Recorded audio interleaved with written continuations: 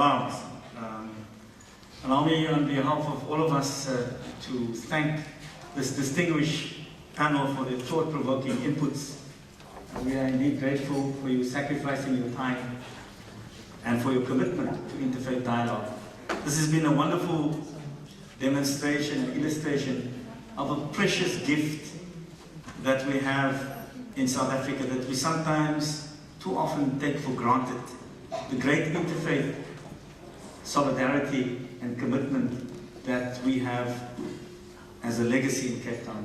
May we never take it for granted, may we build on it and always note it as a very special gift that we have in our country.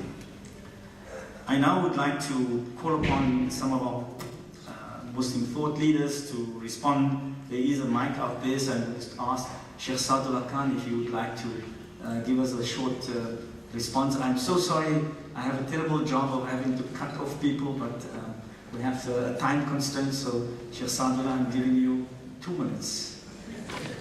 Assalamu alaikum. I'll speak faster than usual. First of all, I think it's a tremendous honor to be in this august place, specifically with the kaleidoscope of botanical realities outside, and we find that here we have a bouquet of flowers from the garden of the Almighty, expressing views and wisdom from the scriptures. May the Almighty bless all of you. We reflect upon what was said by the Reverend about the oldest child and the abuse at the expense of other people. And of course about family and caring, about our common humanity, and about religion being a bridge. There was reference by Lalidi Gangian about selflessness to global consciousness. There was reference by Rabbi Newman about the search for peace and the 7 laws of Noah and means and ways whereby we can regain our ethical standards.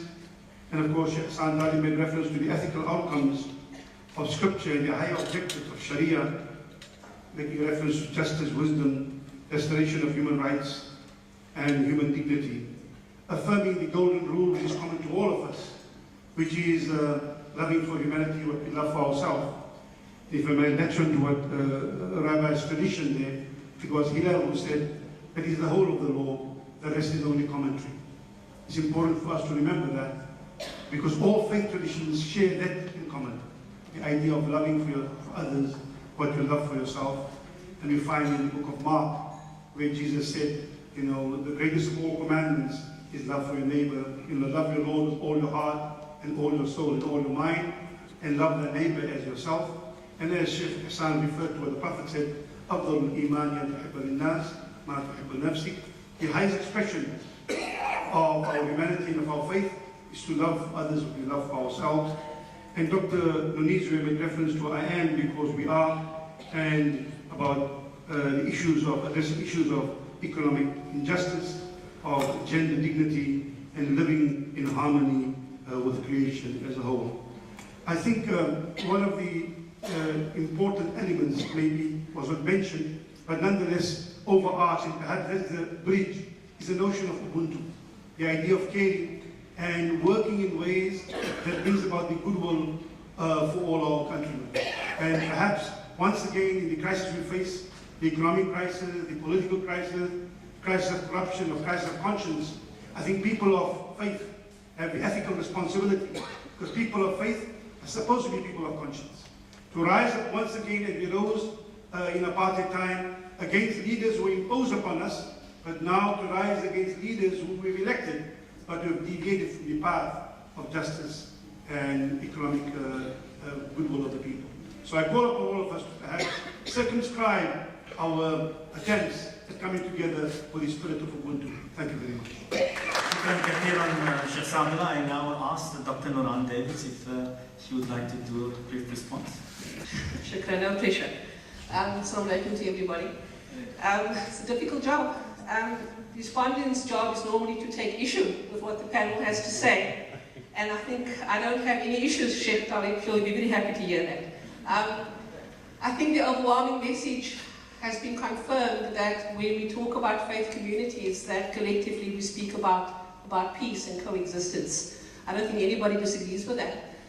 And it's all good and well to say these things on these platforms, but the question that begs to be asked, if that is the message, then why are we not coexisting in peace? And so perhaps my role should be to pose those questions to my own community first, as a Muslim woman, and as somebody living in South Africa.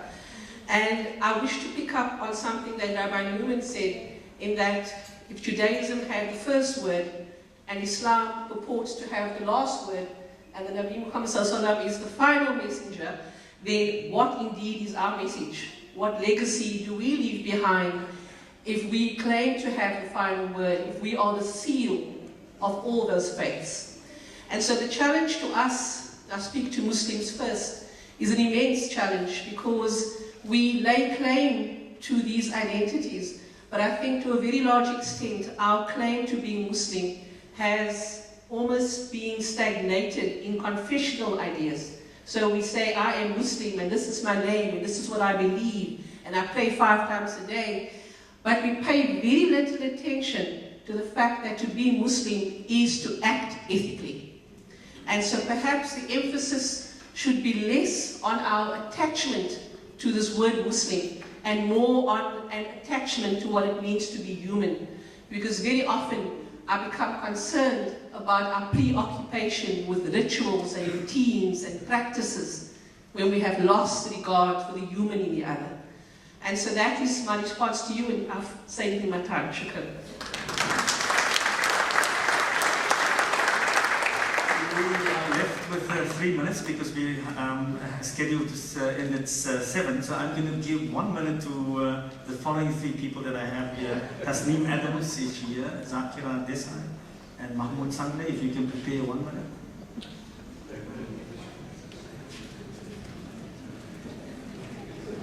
Is Tasneem here? No. Okay, then we go to Zakira Desai. Yeah. And then Mahmoud Sangle, and maybe I can ask Professor Aslam Fatah, you can take that last minute.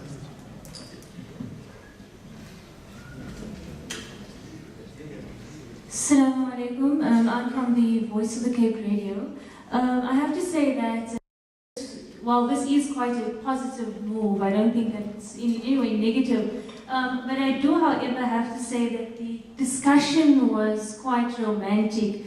In practical terms, some of the points that were raised did not necessarily speak to the practical ways we can go forward in terms of solutions that the religious community can serve in terms of socio-economic development, political issues that we face currently. So the principles that we tabled was universal, one thing, and secondly, it was not necessarily that profound in terms of how we can practically assist our communities. And secondly, if I may ask a question, very recently as I think Wednesday, I was speaking to someone about the issues that we face in the Cape in terms of gang violence, in terms of rape. And this person made a comment, and the comment was that our communities have lost God.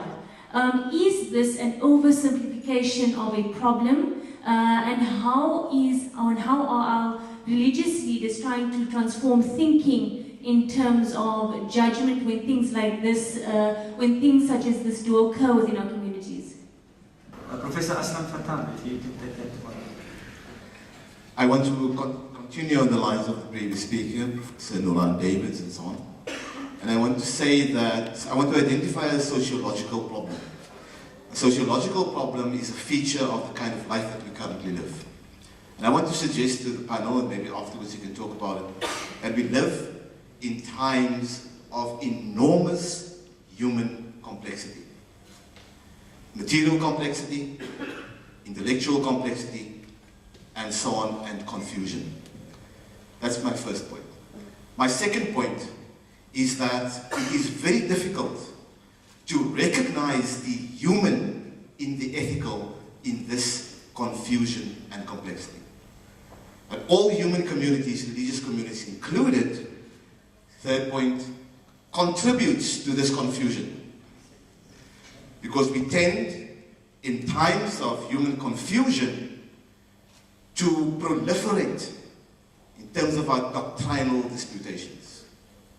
Because doctrinal disputations are a stand-in and a soothing balm for dealing with the confusions that we are not dealing with. An ethical stance, my final point, Imam Rashied Omar, is that human communities ought to have a kind of rigorous dialogue and a set of practices and a set of respectful stances towards the inclusion of our ever-evolving human complexity that allows us to recognize each other. The word in Arabic is called ta'aruf. Ta'aruf is a precondition for living an ethical life. Alhamdulillah. Thank you. I'm going to ask Mahmoud Sangay from the Muslim Views to, 1 minute as Mahmoud, and then I'm going to ask all of the panelists for 30 seconds to have short responses, excluding the principle of IPSA. Is that terrible? I also want to take up a point that the previous speaker had made about ethics. As a media person, we are constantly concerned about ethics, and I'm interested in the convergence between ethics of religious people and the ethics of the media. And there's one particular aspect of ethics that, as media persons, we're always concerned about, and that is the public interest, masalih al-mursala, as the scholars would be familiar with. And I do think that from our side, we would appeal to religious leaders to consider ethics from a slightly different perspective. And there's one small strand of it that I want to emphasize, and that is disclosure. To feel comfortable talking to media about what happens inside and outside of the church, of the masjid, the synagogue, and so forth. Thank you.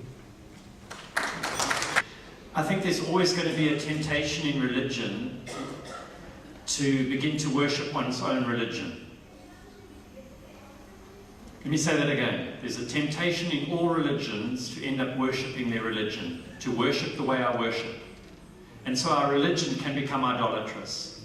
The moment our religion stops focusing on the dignity of humanity, on anything else, then we have, in my opinion, become idolatrous. And the moment a religion begins to exist for itself, it dies and it causes death. That's the same as it happens to individuals. If I live for myself, I will die and cause death. It's the same for political parties that exist for themselves. They will die and cause death. And then finally what I would say is, it may be romantic. We've got 10 minutes here. But there's nothing romantic about doing family. Family is hard work. But we know what is at stake. Fairness. We know that if you want peace in your family, there has to be fairness. Children are hypersensitive to fairness. And so, if we are going to move forward to a country of healing, we're going to need to prioritize the most vulnerable in our society. And that should be the basis of all our policy decisions. What benefits the most vulnerable? Because if the most vulnerable are not protected, none of us are protected.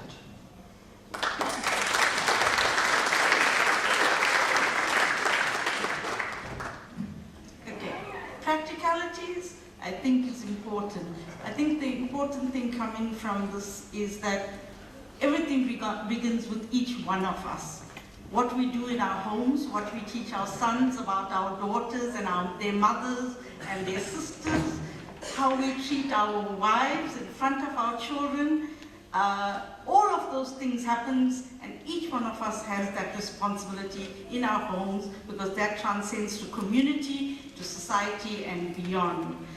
But as religious leaders, we also have that responsibility. And Alan and I both serve on the Western Cape Religious Leaders Forum, and for the last 2 years, we have been debating these issues, and it has caused quite a lot of disruption in terms of what our responsibility is in society. And so I want to say that we've come to the conclusion that we need to be out there, we need to be visible when there is injustice.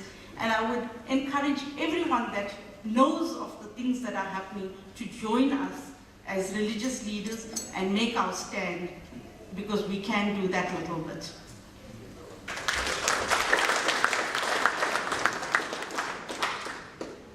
Bravo! What wonderful words we've heard this evening. Now what?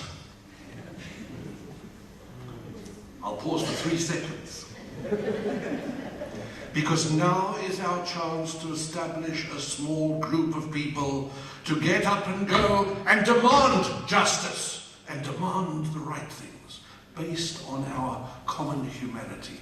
Put the word religion aside. Our common humankind. That's what we are. So let us all get up and say to each other, Salam, peace be to you, Shalom.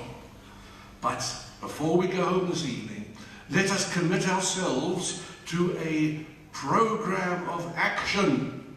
We need to do things. The time for talking has come to an end. So let us, through the auspices of IPSA Vision 2020, the International Peace College for South Africa, let us get together a small group of people and do. Thank you.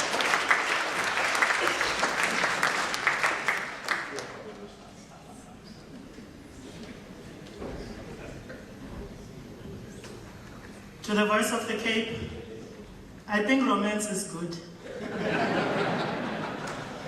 We need to start at a point where we recognize our humanity. I think it's a good starting point, our common humanity. Like Paulo Freire says, we need to look at theory and practice at the same time for us to be able to bring about sustainable change. Thank you. Wow, what an intellectual feast. I hope that we have developed our real appetite for the food which is following. So it is just in conclusion, my earnest prayer and dua, because it's, we have to have a prayer, that this interfaith solidarity that we've witnessed continues to flourish and to grow in our city and in our country and in the world. Shukran kathiran wa jazakumullahu khairan. Thank you for your patience with me, and barakallahu feekum. May God bless all of you. Thank you.